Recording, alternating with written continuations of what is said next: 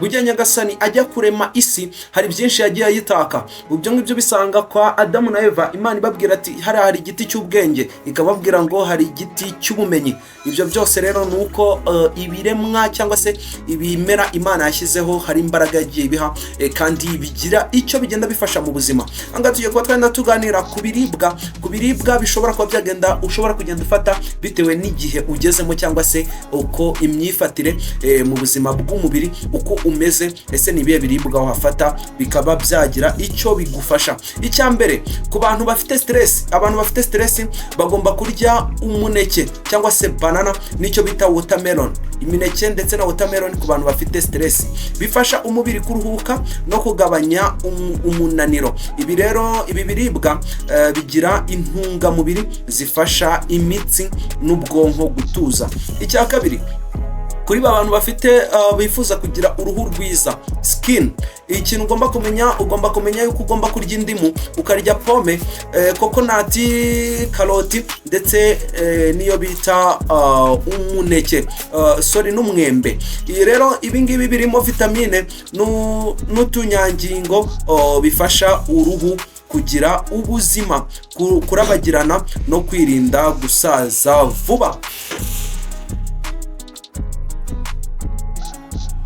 Icya gatatu, ku bantu bashaka kugira amaso meza, ku bantu bifuza kugira amaso meza, icya gatatu kigomba kubafasha, bagomba kwita ku kintu, kurya karoti, pome n'ibirimo vitamine A. Bifasha rero amaso kubona neza no kuyabungabunga. Birumvikana vitamine A ni ingenzi cyane ku buzima bw'amaso. Icya kane, ku nkorora, ku bantu bafite inkorora, menya yuko ugomba kurya inanasi, icyo bita pineapple, tungurusumu cyangwa se garlic mu ndimi z'amahanga, na tangawizi iyo bita ginger. Bifasha rero umubiri kwirinda indwara z'ubuhumekero no kugabanya inkorora, cyane iyo bikoreshejwe mu mafunguro cyangwa mu cyayi. Icya gatanu, ku bantu barwaye mu nda, icyo bita diare,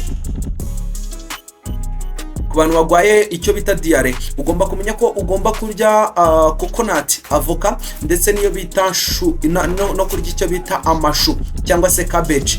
Ibi rero bifasha kugarura amazi n'intungamubiri mu mubiri no gufasha rero igogora gukora neza cyane. Ubwo rero ku bantu barwara diare cyangwa se igihe uzarwara mu nda ukaba wajya rero ucisha hasi, ubwo rero ugomba kuba wakwita kuri iki kintu, ukarya coconut, ukarya avoka no kurya amashu. Ibi burya biragufasha cyane.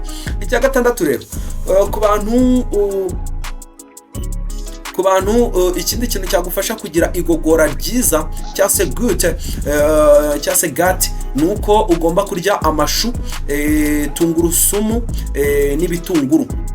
Ku bantu bashaka kugira igogora ryiza, mujye muri ibitunguru byinshi, amashu ndetse yewe rwose na tungurusumu. Bifasha rero igogora gukora neza no kurinda inda ibibazo biterwa n'imikorere mibi y'igogora. Icya karindwi, kunywa amazi ahagije, hydration. Niba ushaka kugira hydration cyangwa se kuba ufite amazi menshi mu mubiri ahagije, ugomba kwita ku kintu cyitwa kokombure. Ugomba kurya kokombure, amacunga, orange ndetse na watermelon.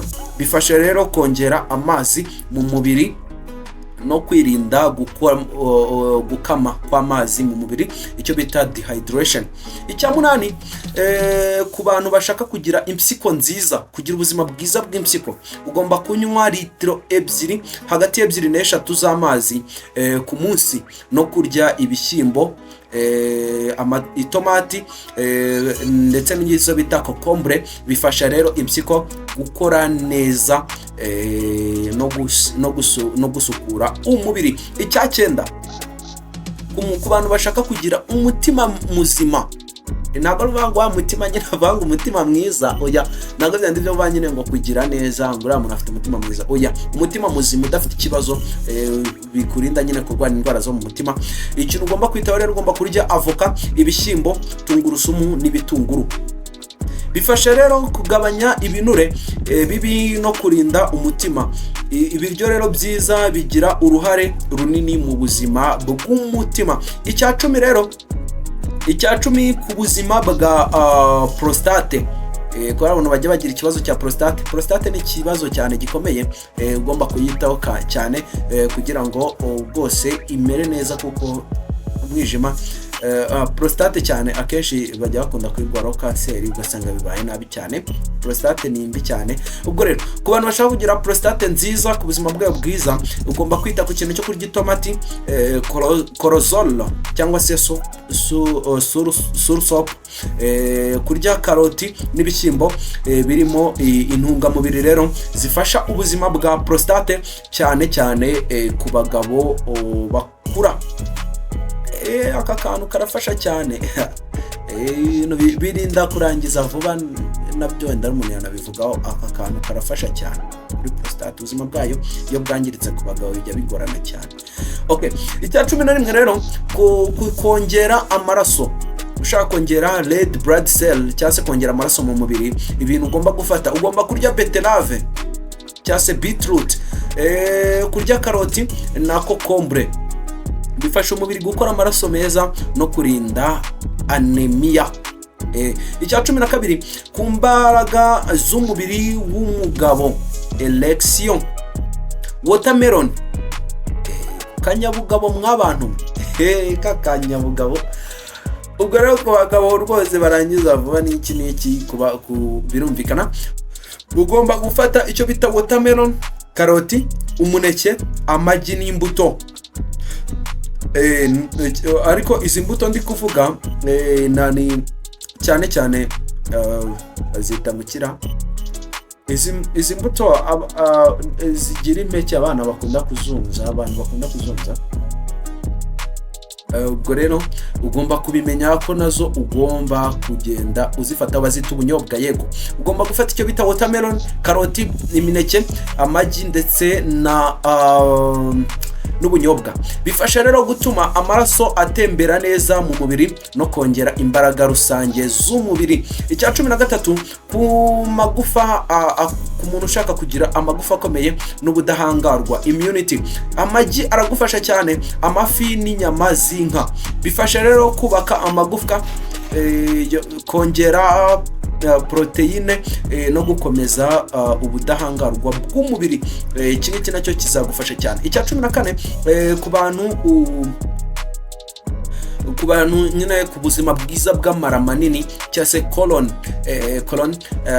birumvikana, amacunga ndetse na kokombure bifasha igogora no gusukura amara manini, bigafasha rero kwirinda indwara zo mu nda. Icya 15, ku mubiri wose, abantu bashaka kugira umubiri wose mwiza, ikintu ugomba gukora ni imyitozo ngororamubiri, exercise.